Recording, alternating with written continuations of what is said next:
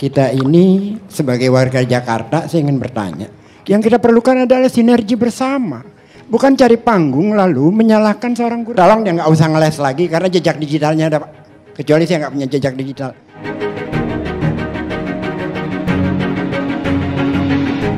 Wahai ta'ala wa barakatuh. Moga-moga belum pada ngantuk nih. Bang Karni, saya mau memulai dari perspektif tidak mewakili publik, tapi saya sebagai publik pribadi ingin berbicara tentang kondisi yang terjadi. Sekaligus ingin memberikan pertanyaan. Karena kalau soal bansosnya kan sudah dibahas luar biasa tadi. Kita ini sebagai warga Jakarta, saya ingin bertanya. Kita ini menghadapi COVID sebagai wabah atau menghadapi pilpres. Karena saya membaca dari awal COVID ini, bahkan dari sebelum COVID, yang terjadi adalah pemerintah pusat, dan baru pertama kali selama saya lahir di Republik ini, ada pemerintah pusat menjadi oposisi terhadap Pemprov DKI. Itu yang kita rasakan selama ini. Jadi apapun masalah di pemerintah pusat, maka pengalihannya kepada Pemprov DKI. Ini nggak sehat bernegara. Yang kita hadapi wabah. Yang kita perlukan adalah sinergi bersama.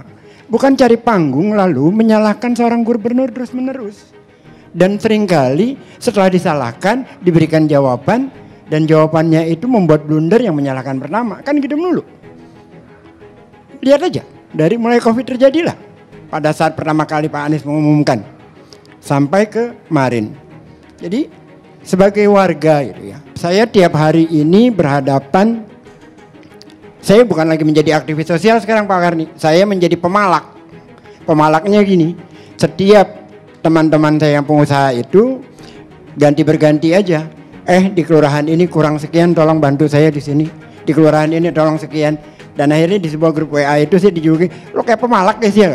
Tiap hari nggak berhenti. Udahlah, sekarang waktunya tidak mengeluarkan zakat 2,5%. Sekarang waktunya kita mengeluarkan zakat itu 25%, kalau perlu 50%. Karena kondisi kita sedemikian rupa. Jangan lagi berhitung-hitung dalam keadaan kayak gini. Toh pada saat kita meninggal juga nggak ada yang kita bawa apa-apa. Jadi situasinya memang sangat berbahaya buat masyarakat. Dan itu yang kita lakukan itu di bawah. Baik itu ACT, baik itu Mercy, baik itu Food Bank of Indonesia, macam-macam. Semua bergerak, semua bekerja.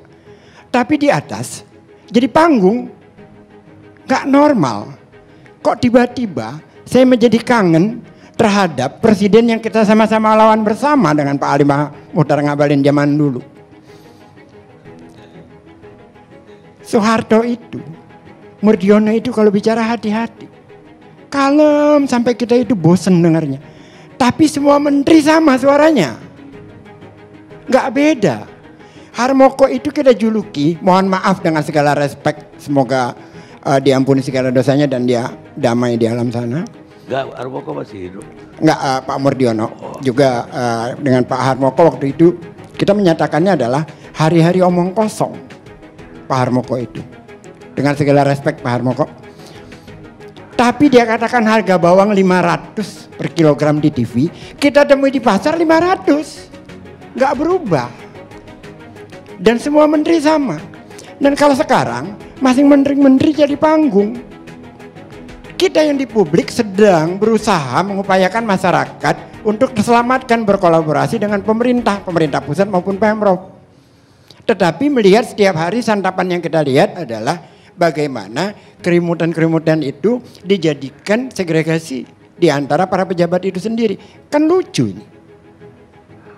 Tata kelola pemerintah kita seperti apa sebenarnya? Jadi Pak Muchtar Ali Ngabalin, sahabat saya yang terhormat, mohonlah saya kira sebagai warga publik berhentilah di kalangan pejabat itu menjadi oposisi terhadap Pemprov DKI. Bosan kita bacanya. Tolong dia nggak usah ngeles lagi karena jejak digitalnya ada, Pak. Kecuali saya nggak punya jejak digital dan saya juga nggak mau buka. Jadi cukuplah. Gitu. Karena rakyat butuh diselamatkan. Rakyat butuh makan. Rakyat butuh kepastian.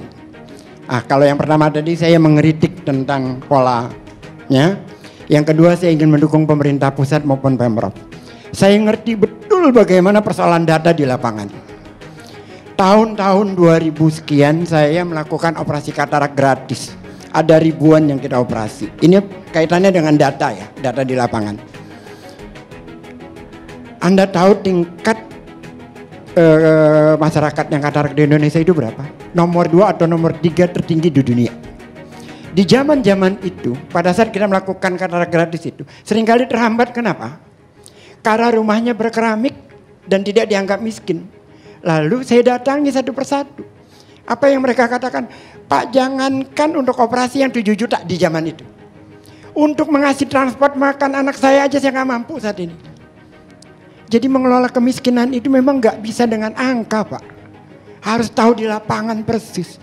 Beda antara yang kita lihat di angka dengan yang di lapangan, nggak sama. Apalagi dalam kondisi seperti ini. Saya paham betul bagaimana persoalan data itu. Jadi saya mengerti dan berempati kepada pemerintah pusat maupun kepada pemerintah daerah. Bahwa ada salah sasaran, ada yang berhak dapat. Menurut saya lebih baik salah sasaran tapi semuanya dapat daripada ada yang tidak dapat. Menurut saya itu.